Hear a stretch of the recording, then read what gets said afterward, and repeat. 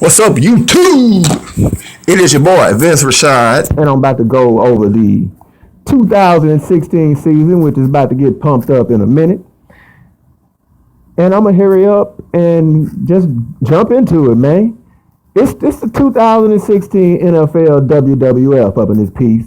And the NFL, that is the WWF, I mean. And the only thing I got to say is I don't think we know exactly how the investors, the NFL stockholders, are going to want the season to go. What theme will they establish?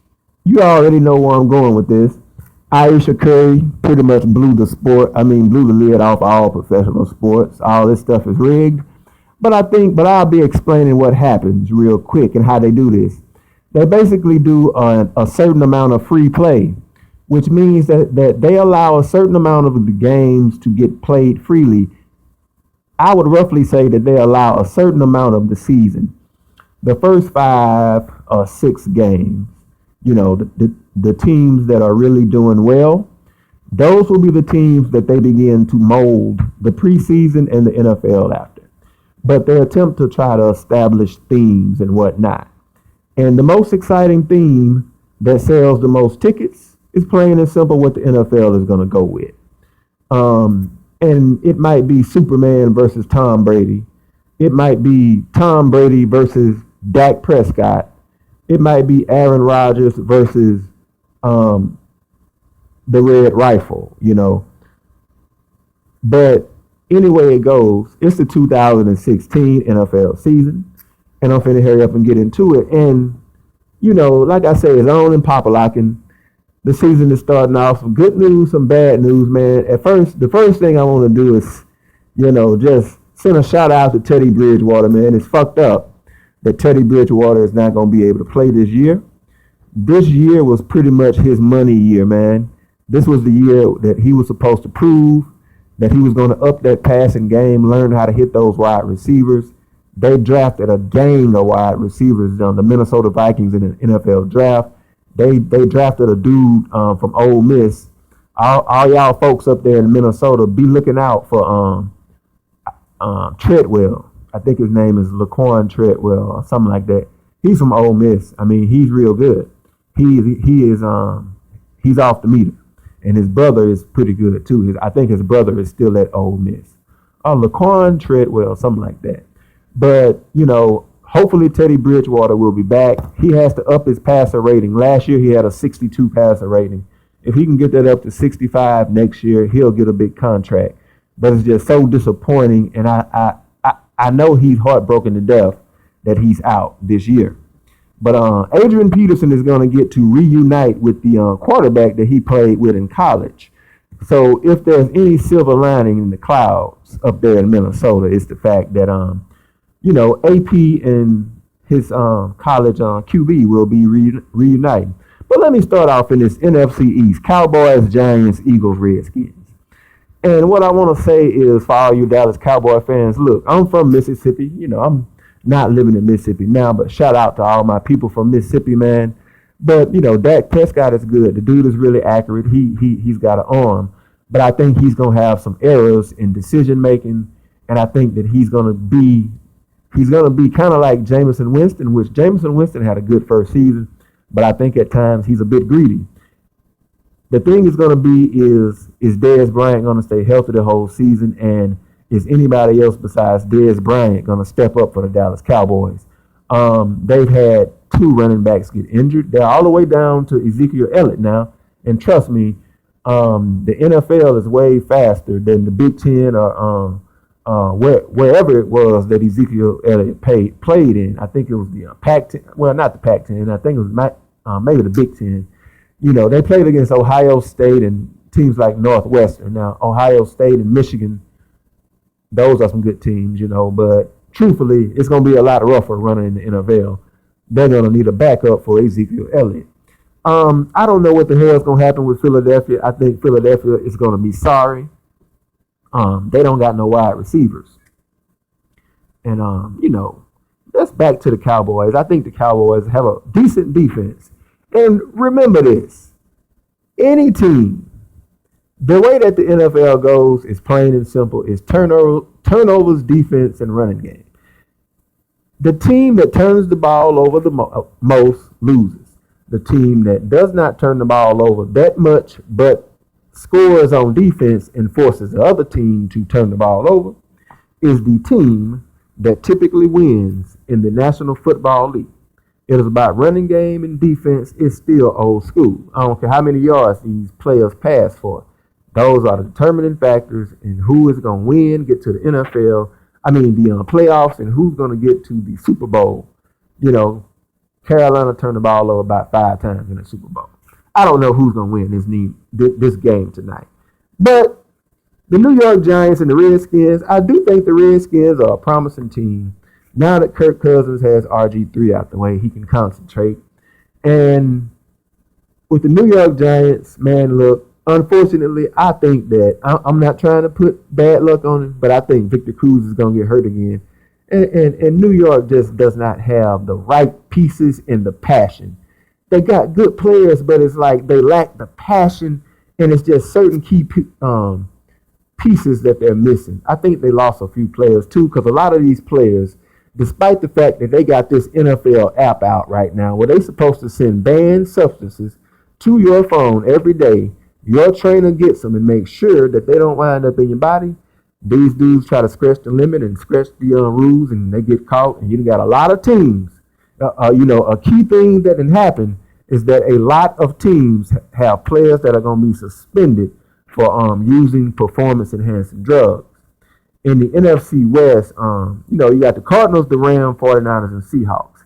I still think your main two teams are going to be the Seahawks and Cardinals, but I do think that the Rams are going to be a problem, a thorn in the side for Seahawks, even though I think the Rams are going to have some excitement, some newly found excitement being that they just moved back to LA, but they still going to take a minute to develop because they got to figure out what they're going to do in the passing game. You got Todd Gurley. He's going to give you the running game. But what is your defense going to do, and what is your passing game going to do? The key things with the Rams in their division is containing Russell Wilson, and basically what's going to matter with the Cardinals is Larry Fitzgerald's age going to catch up with him, and when will Tyrann Mathieu be back? He's a real big piece on the Cardinals defense. In the NFC North, got the Bears, the Lions, the Packers, and the Vikings.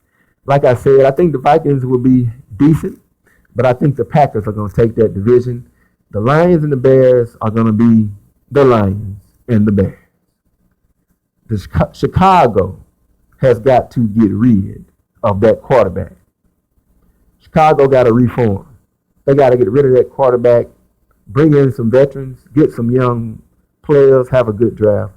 But they got to get rid of that quarterback, and they're going to have to take the hit for his ridiculous salary, which is completely unjustified. There is no way that the Chicago Bears quarterback should be getting the money he's getting. In the NFC South, Saints fan here, but hey, I think it's still going to be Carolina. That's going to be an interesting division. You got Falcons, you got the Panthers, you got the Saints and the Buccaneers. And I think that the Saints are going to be the same old sorry Saints. That's my team, but no defense. Can't win with no defense. And Drew Brees and Marcus Colston are good, but they are what I call predictably good. You know what they're going to do. And Drew Brees, the defense just forces him to have to throw too many passes and score too much. The fact that the Saints score a lot means nothing because the defense is invisible. You might as well blow 12 bubbles out of a fucking. You might as well blow not 12 but 11 bubbles out of a damn bubble wand and put them on defense. That's pretty much the Saints defense. Just get a kid to blow 12 or better yet 11 bubbles from a bubble wand, from a bottle of magic bubbles. That's the New Orleans Saints defense. I love the Saints, but they got no defense. And that pretty much sums up the NFC. Let's look over the AFC. My predictions for the AFC are gonna pretty much go like this right here. Um, in the AFC, the main teams that I think to look for, as always, are New England Patriots and basically the Patriots. Look for the Patriots. Look for the Broncos are still going to have a good defense, but the problem that the Broncos are going to have is determining who the hell is going to step up as quarterback. Because this year, I do not think that they're going to get away with having a mediocre quarterback. Somebody's got to step up at quarterback because the Denver Broncos have a good wide receiver core, but like the New Orleans Saints, they're predictably good. I think the Denver defense will do decent this year. They've lost some players, but they won't be the same as last year, but they will do decent. The Denver Broncos, I can see them at about 10-6, 11-5. The New England Patriots, I see them at 12-4, 13-3. Out of the AFC North, you got the Ravens, the Bengals, the Browns, and the Steelers. And shout out to Steve Smith, who decided to come back like a grown-ass man and go out in honor, not injured. But I think it's going to be a battle. That's going to be a good division. It'll be interesting to see what RG3 does. Can Cincinnati take it 2 steps further, just one damn time? Will Steve Smith go out like a grown man with a Super Bowl like Ray Lewis did? I doubt it, but it'll be fun to watch Steve Smith play for just one more year. He got to have some good after-game noise to talk. Talk to them youngsters, because Steve Smith, even at 37 years old, is better than 80% of the wide receivers in the NFL. The Steelers will be good, but I think the Steelers got a problem with that idiot at running back and defense. You already know that passing game is going to be good. I just hope that the rapist, Ben Roethlisberger, does not get too keyed in on his wide receiver. AFC South, I'll say that the Texans, the Colts, the Jaguars, the Titans, I think that Marcus Mariota will be improved this year. He's going to have a hell of a running game. He's going to get a lot of credit for improving, but truth is, he's going to have a very improved running game. You got DeMarco Murray, and you got the running back out of Alabama who averaged 175 yards last year in the SEC.